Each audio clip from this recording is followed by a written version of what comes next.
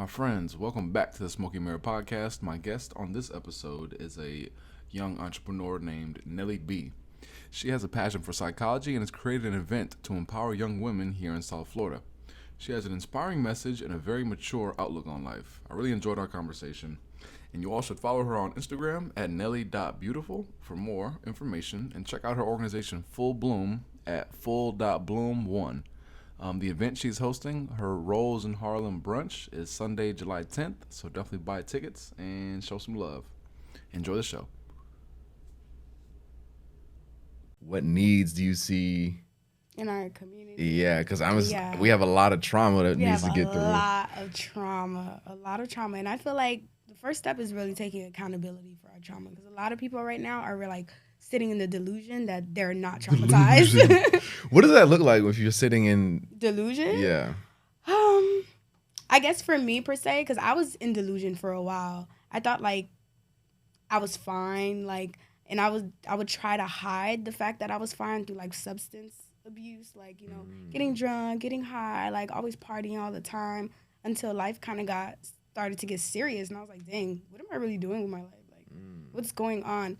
And I figured out the reason why I can't progress is because I'm traumatized. So I feel like a lot of people, because they're not progressing forward in life, is because they're sitting in their trauma and they don't even know it. Interesting. So when you say traumatized, do you mind if I ask, like, what traumatized you? What traumatized me? Yeah. I would say my childhood. Definitely my childhood, and my parents had a lot to play in that. Like, my parents aren't, like, horrible parents, but, they had their ways because of the ways that they were raised in Haiti.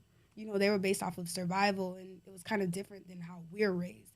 So I guess, like, they tend to raise me based off of their survival mode and not based off of the environment that they're in right now. Interesting. So were you born in Haiti? No. I was born here, but my mom sent me to live in Haiti for 3 years with my grandma. So I left when I was, like, a baby, and then I came back when I was, like, 3 years old. So you're saying they were in survival mode. Can you just give me an example of, like, some survival mode tactics? Like, is it them, like hitting you, or they blowing? I mean, you also don't have to throw your parents under the bus, too. I get it. First of all, if you're Haitian, you already know what survival modes I'm talking about. The screaming, or Caribbean in general, like the communication, I guess you can say. Like, the communication was very harsh. It was extremely harsh. Like, it was always screaming and bickering and stuff like that. And it wasn't until I got into psychology that I was like, wait, I really don't have to communicate in such a rough way. Like, I can actually talk through my feelings and kind of assess them instead of being so quick to anger. And I think that's what their survival mode is, because sometimes they don't understand their emotions, so they're quick to, like, attack instead of sitting and assessing and really understanding what it is that they're feeling. Interesting. So wait, what got you to come to that realization? Because that's pretty mature, and it doesn't just magically happen. Like, how'd you figure that out? So when I first got into psychology, it was really because of my dad. Like, me and my dad had a very toxic relationship, which kind of drove me to move out of my home, because at a very young age, I realized that I wanted more for myself. Like, this is not how I want to raise my family. This is not the legacy that I want to leave behind. Like, I was willing to break that generational curse, so I took the first step into moving out of my home. And at that time... And wait, how old were you? I moved out of my home when I was 19. Okay. Yeah, when I was 19 years old. And I was in a relationship at that time, and communication was a big thing for me. Like, I used to always relate to my partner, like, if you're going to communicate at me, don't scream at me, because it's going to trigger me, because I'm used to that at home. And in the midst of that, we kind of started developing new ways to communicate with each other. And one of those ways was to actually sit in our feelings and assess them before we communicate them, so that when you do communicate them, you already know what you're feeling, and it's not, like, in the midst of confusion. So I've definitely found that really helpful to just kind of sit and feel it. Because most of the time, kind of like how you're saying, the substance abuse, it's like you do things to escape that feeling. Yeah. And that's why it never goes away. And it always comes back. It always comes back. But then when you sit and you can just kind of process it, it honestly shrinks, and you can understand. You understand. Yeah, you understand why you're feeling it, where it came from, how it started, what kind of triggered it to come out in the first place. Because a lot of the emotions that we carry are emotions that we already had. And something in the midst of our present right now triggered it to come back up. which is why I think like childhood trauma plays a big part in like the traumatizing phases that we're in right now, because it's a lot of triggering things that are happening right now that are, you know, allowing all of these emotions to surface. So, are you still in that relationship right now? No. No, I'm like, man, that's a really solid foundation with the communication. Because I felt like I was more mature in that aspect, so it worked for me. But I don't think it worked for him in a sense. But it definitely helped me now in like, you know, in my relationships and my friendships now, because I like to sit with myself more before I communicate anything of how I feel. I definitely feel that. See that I feel like you got there earlier than I did, because I think that around 21, 22 is when I started to kind of get that, and that was just because I started reading more about like spirituality and just like your brain and everything, and that kind of got me into reflecting on my own behavior. I was like, damn, like I really be getting emotional, like spazzing, it's because I'm just reacting, and I'm like being an asshole to my friends, like, or like family for no reason. I was like, you know what, I need to take a deep breath and sit with like, why, like what's irritating me, and then you learn stuff about yourself, like, oh, I don't like to be talked to in the morning, like. I don't like to before 9 a.m. Yeah, or like I'm hungry. Like, so it's like, okay, I need to know myself so now I know how I'll react in certain and self-awareness plays a big part of that. Like not only communication, but actually being aware of yourself. What you like, what you don't like, your boundaries, your triggers. Like knowing all of those things is kind of going to create that surface between like, you know, your relationships and what you allow and what you don't allow. Like that's one thing that I realized. My self-awareness, up here. It's up there now. It's up there because I don't know, like I don't like being triggered. I don't like being in spaces that have like bad vibes or negativity. So I kind of like try to stray away from that as much as possible. But in order to stay away from negativity, you can't be negative. Right? You'll be attracting it. You're attracting it. Yeah. That's a really good point though, because when people are controlling your emotions, they're basically controlling you. They're controlling everything. And you're giving away your power just because you want to get mad or you say he made me do X, Y, and Z. So you basically just giving your power away. No, that's something that I see going on like a mass scale too, when it comes to all the things that are trying to get you in your emotions, like upset about things. You know, we come off the pandemic, there's a war and there's school shootings and everybody just inflation. Inflation. Oh my God, life is so hard. So now it's like people are either trying to escape that, or they're just looking for someone to be like, here's the answer, just give me the power and I'll do it for you. People are looking for any sense of comfort right now, I feel. Any type of comfort that they can, you know, cling on to, they're going to cling on to it. Whether it's substance abuse, whether it's a partner, whether it's spirituality, which is why I feel like spirituality is so prominent right now, because people are looking for that comfort in the midst of everything that's going on right now. So you just got to be aware, because not every comfort is good comfort. That's very true. Not everything that you want is good for you. It's good for you. Yeah. So definitely. We don't have to dabble on this, but I am interested about, like, would you consider yourself religious, spiritual? Like, what do you want? Yes, I'm very religious. But I don't feel like I'm, how do I say? I don't feel like I'm judgmental religious, because I feel like that's, whenever you say religious, that's the first thing people think. Like, oh my God, she's so judgmental. Right. But no, I do believe that Jesus Christ died on the cross for my sins, and that he's my Lord and Savior. But I still walk in the love and the light that he left for me, if that makes sense. So I don't walk in judgment. I walk in love and I walk in light. Nice. So, that's really well said. Yeah. I definitely respect that.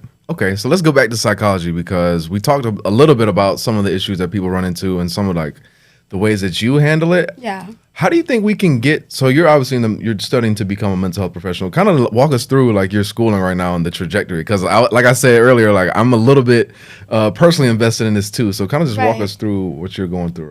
So right now I'm attending Florida International University as a psych major. It's my 3rd year, about to go. Fall's gonna be my 4th year. So you're about to be a senior. Yeah, I'm about to be a senior. Nice. Whoop, whoop. Congrats. So I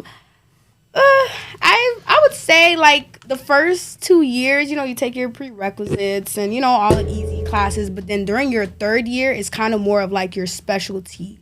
Like, what classes are you taking that specializes in the area that you want to specialize in? So right now, I just realized that I wanted to do industrial and organizational, but at first, I was thinking more so about school psychology. So I was taking more like, you know, women's classes or childhood classes to kind of learn more about the child brain and the woman's brain and stuff like that. But when I switched to industrial and organizational, then they switched that specialty to the classes that I need. So basically during your third year, like you just start taking all of like your specialty classes or whatever classes that you're interested in per se. Like it's not really forced upon you, but whatever you want to go and get your master's in is what you start taking during like your third year and your fourth year. So do you plan on becoming like a doctor? Yes, but my thing is I want to be rich before I become a doctor. If that, like, I want to be a doctor because I want to be a doctor. I don't want to be a doctor out of like, out of necessity. Yeah, out of necessity. That you makes know. sense. Yeah. So I'm like branching out in different areas because right now we're very tech savvy, and you could really become rich off of one video, one picture, one podcast. Like it could just happen in any way. So I'm trying to branch out in different venues to see like what works for me. But I do want to become a doctor, just not out of necessity. I want to do it because I want to do it. You articulated something that I've been feeling too, because recently I've really gotten into psychology, and I think I want to be a clinical psychologist. But kind of like you said, I don't want to. First of all, paying for school, what the hell? Like, oh my God, I don't want to take no loans out. Yeah. But also, it's like I don't want to have to. Oh, I have to turn this person away because they can't afford me, and I need to keep the lights on. You know what I mean? Like, obviously, I would want to get that insurance money because Blue Cross Blue Shield cut that check. But right. But I also want to be able to do things pro bono and not be pressed. And not be pressed about it. Because honestly, our community needs a lot of pro bono right now, especially with the way inflation's going. We're gonna need a lot. Yeah, and people who've always been underprivileged and under resourced are gonna get hit the hardest, like we always do. We always do. Yeah, I definitely want to be an asset to my community. So kudos to you for pursuing that. What is the whole industrial? Is that like organizational? Yeah. It's basically like the people who work behind the scenes of the business. So we're the people that train managers or train bosses to kind of know how to deal with their employees, what to train them on, depending on whatever it is that the business is specialized in. So, for instance, like, let's say it's Walmart. Like, whenever you start a job, there's a training session that you have to go through. There's a packet and everything. I'm the person that works behind the scenes on those packets. So I'm the one that goes to your boss and let your boss knows, like, okay, this is how you make sure that the training is effective. Because, whenever, I don't know, for some reason, for some of the jobs that I've trained in, I don't remember half of the stuff that I've trained with them in. Like, to be honest. And I feel like it didn't really have an impact on me. So now the classes that I'm taking, they're kind of teaching me, in a sense, how to make training more effective. And I'm kind of applying it to my life, like, because I have, like, a Rose in Harlem, I'm working with different people. So I'm learning to kind of train them in a sense that's going to make it effective for them in the long run. Okay.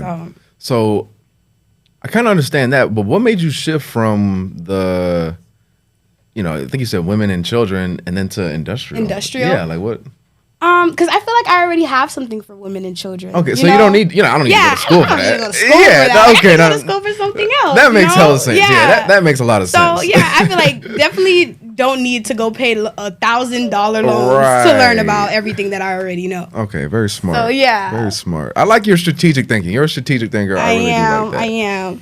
So tell me about the Rose in Harlem. Have you been to Harlem, or is that just is this a part of the name? I've actually never been to Harlem. Okay. I've never been to Harlem. But Tiana Taylor is one of, like, my inspirations. She's been one of my inspirations for a very long time, since I was younger. Like, just the way she danced, the way she carries herself, the way she expresses herself. Like, that's just someone that I look up to. And I remember last year she made a post that she was basically done with music. And that hurt me to the core because I love Tiana Taylor. Right. But she was basically talking about the different adversities that she was facing within the music industry as a woman. Like, she faced a lot, and she felt like her craft wasn't being appreciated enough, which made her not want to do music anymore. And then I was listening to the song, I remember in the car, A Rose in Harlem, and I was like, wow, this is a pretty lit song. This is a pretty lit song. And then, like, I don't know, like, something in me was just like, I want to use that title for Full Bloom. Like, because I also came up with the idea, like, every year is going to be, like, a different type of flower since, bloom. So I was like, a rose would be perfect for me right now because that was just the vibe that I was feeling for that year. So, okay. Yeah, that's kind of how I came up with that name. So, Full Bloom, walk us through that. Full Bloom. Yes. So we got Rose in Harlem, which is also the brunch. We didn't really say what it is. We just we just went deep in it. Tell them what it is really quick. So Full Bloom, I created Full Bloom out of the need of wanting a community of women to talk to. During COVID, it was a very traumatic year for me. And I felt like what made it even more traumatic was the fact that I didn't have anyone to speak to. Like, I was going through all of these problems and all of these things. And although I was speaking to other women, I was empowering other women, I feel like I didn't have that for myself. And then I remember that year, I was like, you know what? Like, I kind of want to throw like a brunch, like a little vibe, invite all my friends, or we could sit, talk, eat, laugh. And then I did it. And because it was so successful, I was like, oh, maybe we could make this a little bit more serious instead of just having fun. Like, maybe we could sit and talk and do all of these different things. So the next year, we kind of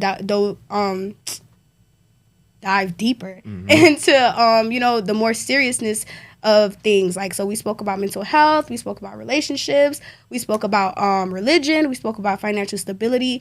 And that impacted me in a way where it was like, I can use all of these things to bloom. I can use all of these things to become a better woman. And I feel like that's kind of what I want to put out with Full Bloom. Like, all of these necessities, all of these resources that you're looking for to become a better you is inside of Full Bloom. It's inside of the community. So, yeah, that's why beautiful. I was created. Thank you. I really like that concept. It's like we can do something fun together, like going to brunch, but also use the time constructively and talk about like real shit. Yeah. That's something that I definitely would want to do.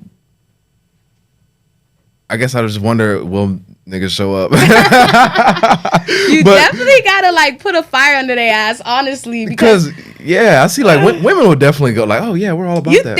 You think. Like, you think women will like show up for these things, but like sometimes, I don't know, like right now, because like I'm such a young entrepreneur, I'm dealing with all of like, the foundational things. So I'm really going through like the processes.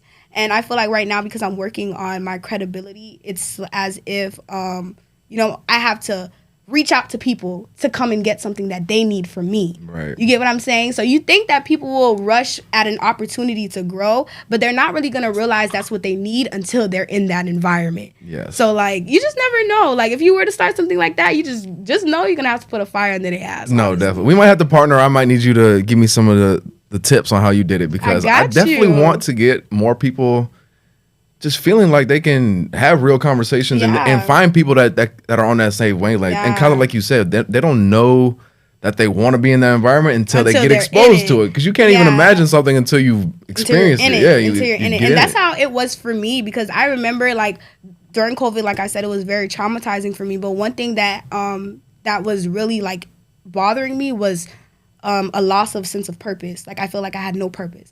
I used to pray to God, and I was like, God, like, what is it that you want me to do? Like, why am I here? What's going on? And then once I asked those questions, he put me in an environment surrounded by people who were telling me about my potential. And I felt like that kind of sparked something in me to be like, okay, this is what I want to do. This is who I am. So like I said, like, until you put people in that environment for them to grow, they're never going to know that they actually want to grow and this is who they actually want to become. So like what happened? You said you were praying and then all of a sudden you got put in a new environment. Like, what changed? Okay. It's a long story. So basically the year of 2019 was COVID. And around that year, like I said, I was in a relationship. And that relationship, I was very codependent on my partner. Like, he was like my whole world. I had no friends. It's like a high school sweetheart? Yes, it was a high school sweetheart, actually. Yeah, I had no friends. But hold on, wait, pause on the no friends, because I went through your Instagram. You got hella pictures with hella friends. Like, what friends? Only that one. That's the only person you see on my page. I mean, that's one, right? Yeah, exactly. That's the only one you got. You gotta let me finish the story to understand. Okay. All right, let's go. So basically, I was very codependent on him, and I didn't really have friends like that, which is probably why I was feeling the way that I was feeling. And then during that, I rekindled with my best friend, Donna. And in the midst of that, I feel as though like being in that environment where I was surrounded by women again kind of brought out that potential in me. Because they were surrounding me, telling me all of these great things about myself. And it caused me to believe that I was more than what I thought I was.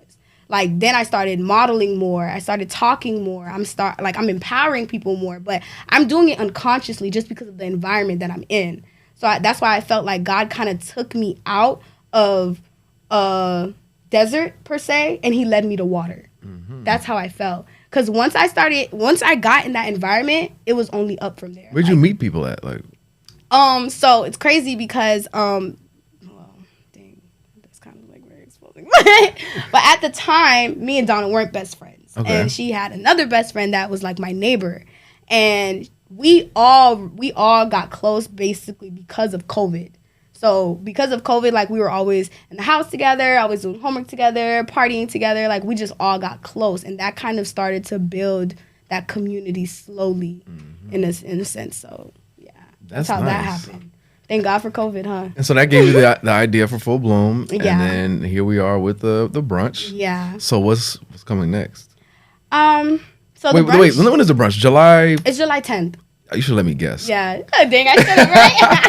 It's July 10th, 11 to 4 p.m. And yeah, I feel like it's going to be so lit. So I can't wait to see everyone there. Where is it at? It's at La Vie en Rose. It's a banquet hall. Oh, okay. in I've seen it. Yeah. Miramar. Yeah. Oh, in Miramar. I've seen the one in, like, I think it's in Brickell, but okay. Yeah. La Vie en Rose. So pretty. Nice. Okay. So then after that, do you have any plans for, like, do you do this every quarter, every 3 weeks? It's every year, but Every this is year, the okay. first year where I'm opening it up to do like different things throughout the year, because I don't want it to be like an annual thing. Like I'm going to keep in touch with my girls throughout the year, because I feel like that's the only way that we're going to be able to sustain the growth and sustain the passion for it. So yeah, so this is going to be the first year where I'm going to open up the opportunity for us to actually be like a group, because that's essentially what I wanted it to be, like a group of girls where we go out, and because of who we are, we're the resources in that community. Like I want hairstylists, stylists, nail techs, lash techs, doctors, lawyers, whatever you need is going to be found in that community. So Yeah, I really like that idea, and I might have to steal some components of that. Me and that's my partner, my business partner, Justin, right there. We have a clothing brand. It's really just a brand overall, and community building is something I definitely want to get a part of. But I'm not from Florida, where so you I've been from? wondering. I'm from Illinois. Me and him both are from Illinois originally. okay. Shout out to Aurora. period. But like, I definitely want, like, I see I was a teacher down here, and so I know a lot of young people. I live with some young people, and I definitely see a need for some positive male energy and just more men just be connected with each other. You know what I'm saying? Agreed. In this area, but throughout the whole country, to be honest. Yeah. And it's something that I think we can get to, because I've seen a lot of positive responses just in personal, like smaller kind of events, and it's something I definitely want to get bigger. So I guess here's my question: do you like pay for the venue to rent it? It's like, give me some logistical, like.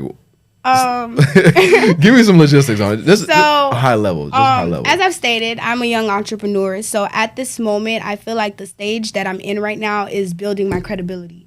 And with that comes investing in yourself.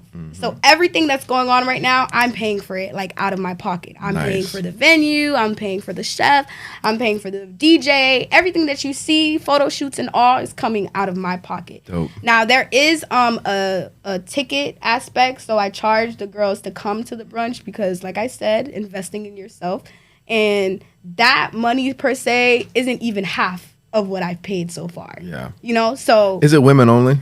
it is women only. It's Okay. women empowerment. I mean, so many men has asked me I was that. gonna say, men but want to empower women too. No, but the thing about my brunch is I've actually, like, everyone that's working my brunch is men. So the men that day is actually catering to us. Nice. Yeah, so I have male chefs, I have a male DJ, I have male volunteers, Oh, so you I got have a enough men co-host. there. Yeah, Okay. I have men included, you know? Yeah. But it's not about you guys. It's not. Okay. That's great, though. That's great. Yeah. Okay, this is gonna be kind of a random question, but you have to be honest. Okay. What kind?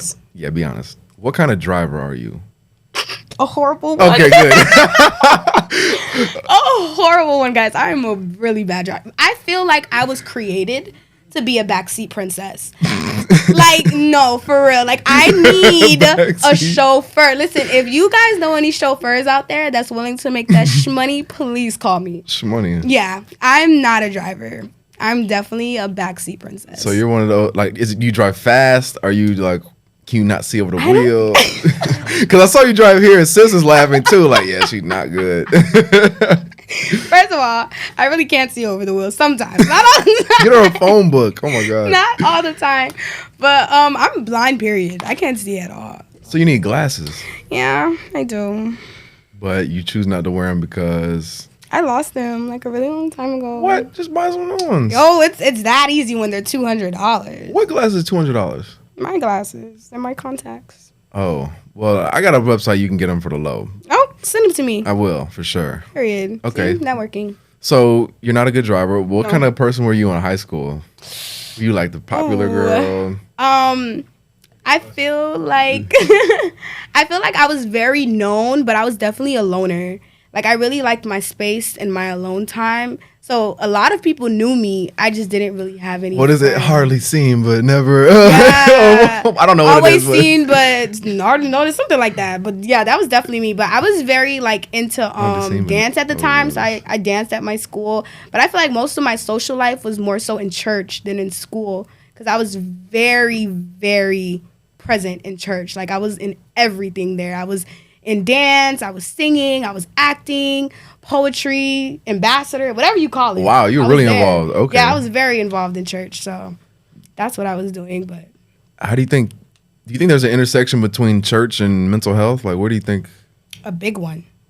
A big one. I feel as though church can either be an impact on mental health or it can be a turmoil, Yeah. depending I on agree. the church. Depending on the church. Because there's a lot of trauma that comes from church, too. We just don't speak about it. You even mentioned it earlier. You were like, oh, when people say religious, you automatically think judgmental. Judgment, And I think yeah. that's kind of because it's baked into the whole premise. It's like you're a sinner and you have to Yeah. repent for the terrible things you're doing, you sick heathen. You know what I mean? It's like, that's kind of like ingrained in it. But also there's a redemption, but it's only through something you. else outside of you. I don't know. I definitely feel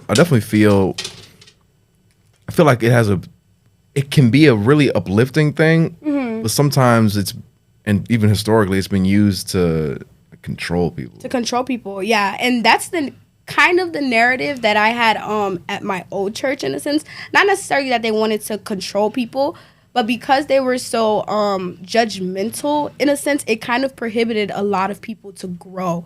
Because I feel like God uses sin to change who we are. And when he's changing who we are, we're also growing into the person that he's called us to be. You know, so I feel like the judgment kind of stops the growth in a sense because they don't allow you to go through the trials and the tribulations that he has for you. They just expect you to get to the destination, and it doesn't work like that. I don't want to get too political just because I don't want you to say anything or feel uncomfortable, but I am interested since you are kind of religious. How do you fall on the whole like abortion thing? Like, what do you think about the most recent? Although I do believe in Jesus Christ, I'm definitely pro-choice. I feel like a woman's body is her body. Whatever she wants to do with it, that's what she wants to do with it. Yeah. Yeah, like, and especially because there's so many different scenarios and so many different situations that you can't even really judge someone for doing what they want with their body because you don't know what they've been through. 100%. So yeah, And definitely pro-choice over here. I feel that 100% because it's like, especially when you live in an environment like we live in, you have to pay for everything. The formula shortages. Gas it's like is $5. You're right. Like it's like it's kind of to me it's maybe irresponsible isn't the right word, but it's kind of messed up for people to use their own personal set of moral codes to dictate how other people have to live, especially when Yeah. it's like poor people that are going to take Yeah, the and brunt of especially it. when it's men. Why are men telling us what to do with our bodies? Like, Right. that never made sense to me, especially with everything that's going on right now. I feel like you guys have way much serious things to worry about. Like, Yeah, I think the priorities in this country are definitely very fucked backwards. up. Like, That's something that me, Lindsay, and Justin were talking about earlier. It's just like they have us focused on things that are really trivial and like don't matter. So we Yeah. get distracted from anything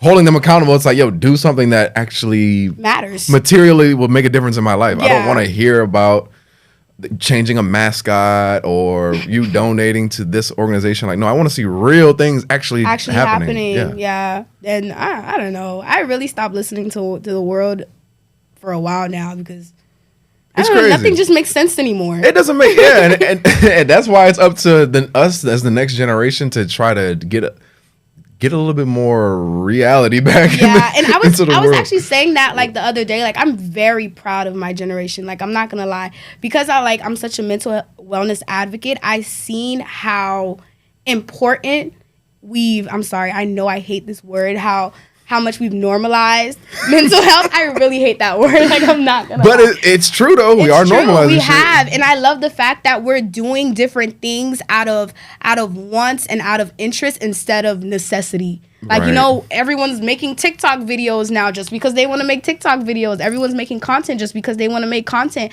Like, nobody is really, well, let me not say I was gonna nobody. say, I feel like we do, as an entrepreneur, you do have to do it out of necessity, even if you don't. Yeah, want of course, you have to do it out of necessity, but then the drive isn't really based off of necessity. It's based off of interest. Passion, Yeah, right. and passion. That's I true. love that. I love that. Because I was thinking about my mom the other day, and I was like, wow, my mom probably never got to live out any of her dreams. And she only did that because she allowed me to live out my dreams. Facts. So that's the drive that I have when it comes to pursuing my dreams. Like, the fact that I'm not doing it out of necessity and survival, but out of passion and interest. Creation, So, right? yeah.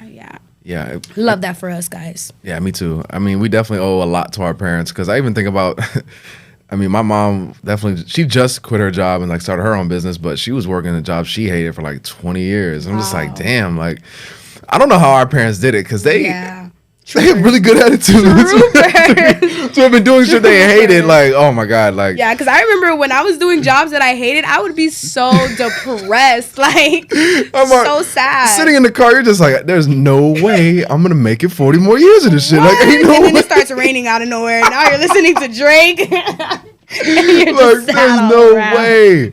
Like, oh my God, yeah, we're definitely blessed, and I see us taking advantage of it too. Yeah, I love that for us. We Yeah. better take advantage of it. Our No. parents work too hard not to. Way too hard, and it goes back to, but at the same time, it goes back to that.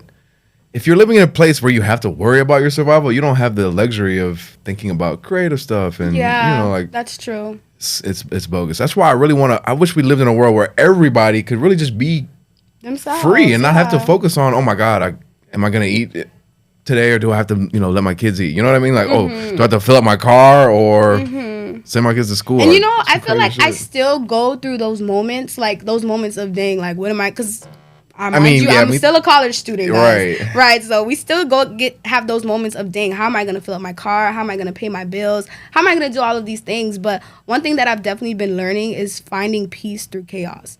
Like, there's always something. Me and Donna was talking about that the other day. Like, there's always something to be grateful for. Definitely. You know, even in the midst of all of your troubles and all of your problems, like, as long as you find something to be grateful for, it can make your day a little bit better, you know, like, and change your attitude, because your attitude is ultimately your altitude. So Yeah, and you that's have the to only. be able to control that. At the end of the day, that's the only thing you can control is your attitude. Everything Very else is true. gonna just come at you like a shitstorm. All you can say is, "Look, I don't care what it is. I'm gonna make it happen." I'm gonna make it happen. Most And- deaf. Yeah, I definitely feel that. This is another interesting question, kind of a aside, but do you think, or would you ever want your partner to violently react to somebody because of something they said in public? No. I do not like problematic situations at all. I'm not a problematic person. Like I said, like, communication is very important to me, and not how you communicate with me, but how you communicate with everyone around you. Like, don't think you're going to come to me and be like, oh yeah, let's talk about our feelings. And then when something happens, you violently attack someone else. Now I'm like, who is this guy? Like, Saying like they were really like, it depends. insulting if, you. If the nigga was trying to hit me or but something, not trying to like hit that, you. Well, what about then what if it's just maybe. words though? They are like they said something disrespectful to you, and you was How like, disrespectful we talking? I need the specifics. You're at a comedy club and the guy cracks a joke. No, all right, yeah, he cracks a joke, but this is somebody you knew for a while. Okay. He cracked a joke about you that you told them that you didn't like it.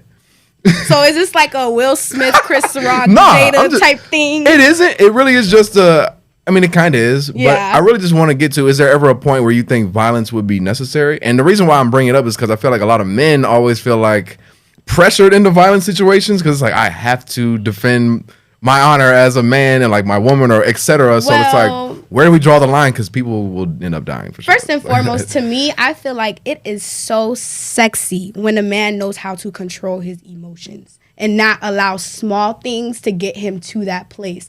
And although, like, yeah, I get it, like, his love for me can drive him there based on how disrespectful whatever was said is, I feel as though, like, the way he reacts to that situation is going to tell me a lot about who he is. Right. And I still feel like violence isn't the answer until it's absolutely necessary. Right. Until it's absolutely and I mean, someone throws the first punch and I was like, all right, now I got to beat this nigga ass. Like, now you try me. But for me, I don't know. Words really don't affect me as much. So even if someone was to say something disrespectful to me, I probably wouldn't even react like that. Like, oh, okay, that's how you feel. Yeah, I 100% agree with that because I personally think it's the most manly thing you can do is like control yourself. Like, imagine being out with your man and somebody's really like coming for him and he's just like, doesn't give a fuck. Yeah, like I feel like that's attractive to me until I don't know, like things start getting hectic. Now it's like, all right, now he got to do some shit. Because like my whole thing is you can even get even or get whatever it is you want, just not in public, like not in front of everybody, right? Because first of all, we're adults. Like we can go to jail now, guys. Yeah, like, why risk it? It's not worth it. Why it's not worth it at all. No, that's crazy. Like people would definitely press charges. Yeah, so men, be careful out there. Please, take be care. Smart. Control yourself. Don't be Will Smith. I tell people, I'm like, yo, I can't be like my friend. I can't have my friends going outside. Nah, you cannot go outside like that. Way. I'm sorry, on Will. TV? Nah, I'm sorry. It's not a good look for us at all. And that was such a precious moment for us. That's why I was so upset because instead of us like actually celebrating the fact that he's a black man that just won an Oscar, we're actually, putting our attention towards something that does not even freaking matter. Right, fighting like we on the playground. To another black man at that. Not even a white man. That shit was looking so That good. was crazy to me. I was so disappointed. All right, let me ask you this. Do you believe in any kind of conspiracy theories? No. Oh, okay. Not really. No, Do you believe in any conspiracy theories? I mean, I wouldn't even, I would say I'm open to everything. Okay. But I've definitely seen some compelling evidence that suggests collaboration between parties. With what do you mean? So now I'm interested. Well, I mean, I'm just saying it to me, it feels like, well, it doesn't even feel like, it is like we're living in somebody else's kind of world. Okay. Like we're kind of, but they are putting on a show for us, so we almost feel like, no? I get what you mean. And you know what's crazy? Somebody told me the other day that we're all living in a big ball and someone just keeps tapping on the ball to make like things go worse. Is that what you mean? Is that like no? That's definitely not what I mean. Basically, what I mean is like, we're having a podcast. I'm making video. I'm making money, paying rent, et cetera, et cetera. But there are other people that are, we're gonna give $50 billion to Ukraine, and then but they have to cut budgets for people's schools down here in New York. Like I was just talking to a school because I sell technology to schools. That's what I do for my day job. Mm-hmm. And they were just telling me how their budget got slashed. I'm just like, that just seems really weird when we're cutting school budgets but sending billions of dollars to Ukraine or overseas. War. So to me, when I don't see things changing or when I see nonsensical things happening, for example, Kyrie Irving not allowed to play because he's not vaccinated, but he can sit courtside with no mask. And then like when we have presidential debates that are like 2 minutes long, when we're deciding the fate of the country and the future of the free world over 2-minute answers. The United States is the most contradicting country in the world. Like everything they do is just very condescending and very contradicting. Doesn't it make you raise your eyebrows and be like, what's really going on? Because I don't have all the answers, but I know that these niggas are lying. I do know that. Yeah. And that's why I think mental health is so important because we live through a lot of insane times. Like we're living in kind of a sick world, and to deal with all the negative, we got to get a little bit more positive. Yeah. So mostly I agree with that. It really. Yeah, which is why I'm so proud of us. We're doing a great job. We are doing a great job. Doing a great job. And to whoever's out there that feels like you're not doing a great job, you're doing a great job, sweetie. Like, because it's a lot right now to deal with all of these things. And the fact that you're still going, because a lot of people, the suicide rates this year are like through the roof. I've seen so many suicides in the midst of like 5 months that it's actually kind of traumatizing. I don't want to put you on the spot, but I am curious. Do you have any numbers? Because I'm like, what is I don't know any specific numbers, but I just know like, because it's usually like more so on Twitter. And, you'll probably see like one once a year or something like that. But this year, I've probably seen at least 4 suicides on Twitter. People you know personally? Not people that I know, but just like a lot of sad stories. Like, people writing on Instagram, their suicide letters on Instagram saying goodbye to their families. Like, I don't know. It was just very traumatizing to me. Now, I definitely believe that that's happening 100%. But also, do you think there's some, people just Lying? Yeah, capping on the internet. Like I don't think so. No, I mean, for the ones that I've seen, it's been I don't real. think I mean, you so. said four. That's probably For the ones that I've seen, I don't think so because it's also the main one was the, I don't want to say it wrong, but she was a model, not a model. Dang, I forgot. You talking about like the famous one? Where yeah. There was like two back to back, and again, this is where I get into something just doesn't seem right. Like they fell off balconies. No way! I didn't even know how they died. I don't know. Someone fell off. Didn't they both? Two did, right? Sure just one. Definitely one did. Wow, that's so crazy. That's so crazy. And then it was like another like model, Miss America, something like that, that also died. Yeah, I don't know. It's just real. And then like how there's the 33rd floor, it's just a little weird to me. I don't know. Yeah. And I hate to see young people that have no. I mean, this kind of goes back to you never know what people are going through, but at the same time, it's like these women who have like everything going for them, they're just gonna jump off a balcony. It makes me wonder if anybody. I don't know. Yeah, I get that too, and I guess it really just depends on the perspective that you look at it. Because some people will really look at it as, dang, like why did she want to kill herself? She was like. She had all of this. She had everything she could have ever possibly wanted. But honestly, did she? Right. We never know. You just never know. Or something may have happened that we don't know about and they're not telling us and someone's trying to hide it. I watch Criminal Minds, so you just never know. You just never know. Yeah. Like one thing, a big reason why I wanted to really get serious and become a psychologist and really help people is because I want to know what to say or do when people come to you with like big problems and like venting their issues. Because sometimes I'm hearing all this stuff from people who are like kind of opening up to me, and I don't really know how to effectively help them. It's like I'm listening and I'm affirming that I hear you, and maybe I can give my 2 cents. But like, is that like I don't know what to do. Like if someone comes to you talking about like I'm suicidal and this and that, you can say like go get a therapist. Like there's steps to that. I don't know the specific steps to that, but whenever someone comes to you regarding like suicide, there are steps to like kind of take them off of that ledge.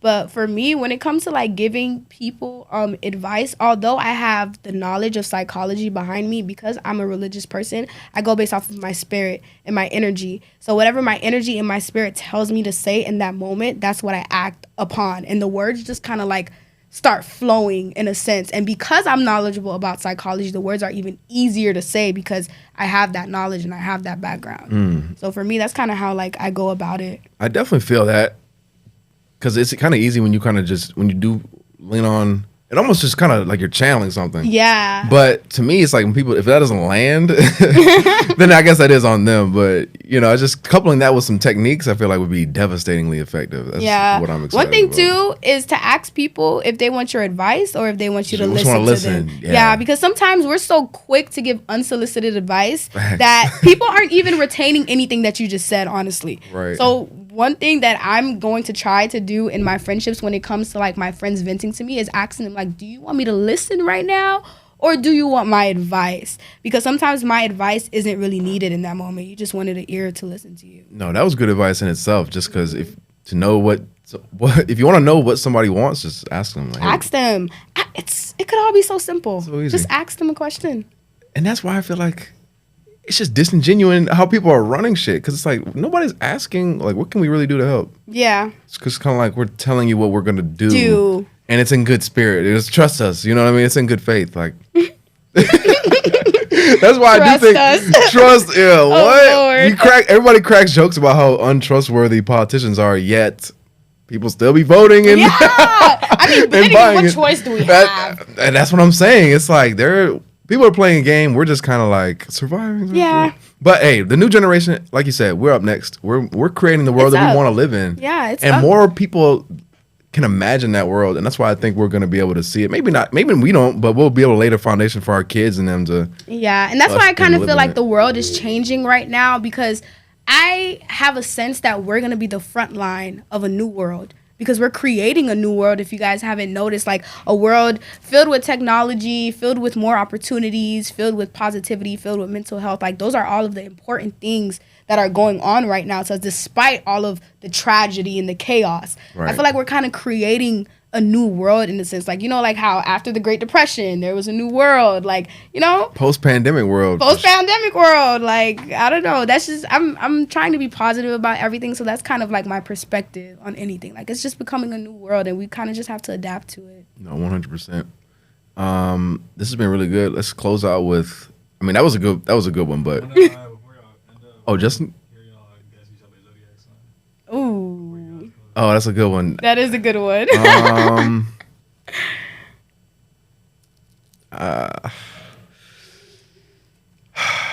all right, can you give me? Don't tell me because I want to guess too. All right, can we get a hint, like a type? Or is it fire or earth? A hint. Water. Okay. I'm a water sign. Okay. Are you a Pisces? No, I'm not a Pisces. Yeah, I was gonna guess Aquarius. Ew. Shit, not ew. But no, water sign. I'm gonna say Cancer. No, Yeah, I'm not a Scorpio? Cancer. I'm a Scorpio. Wow. I am. Yeah, I never. You would have never guessed that for real. I don't give you Scorpio vibes. Hell no. Yeah, I'm about to say, if more Scorpios were like you, we might be, we might be onto something. Yeah, I'm a nice Scorpio. That's what I always tell people. Like, whenever they hear my sign, they're like, "Oh, you're a Scorpio." I'm like, "Yeah, but I'm a really nice one." Yeah, definitely. You're a nice Scorpio. That's crazy. All right, bet. Your sign. Oh, what? Give me. Mine's an water. Earth sign. Earth. Are you Gemini? No. No. I don't know the Earth signs, by the way, guys. So Okay. I'm just naming things. Oh, okay. Well, it's in September. Virgo? Yes. Ooh, Virgos. I love Virgos. Yeah. Yeah. Swag. Virgos are lit. I love Virgos. Yeah. Yo, that's awesome. All right. Well, you're gonna soon to be doctor after you get rich and famous. Okay. Give us some parting words of wisdom. Live life in full bloom in everything that you do. Make sure that you're nurturing yourself, nurturing your life, nurturing your relationships, nurturing your passions so that your life can fully be bloomed. Amazing. Well, thank you so much. Yeah, thank you guys for having me. You're welcome. Yay.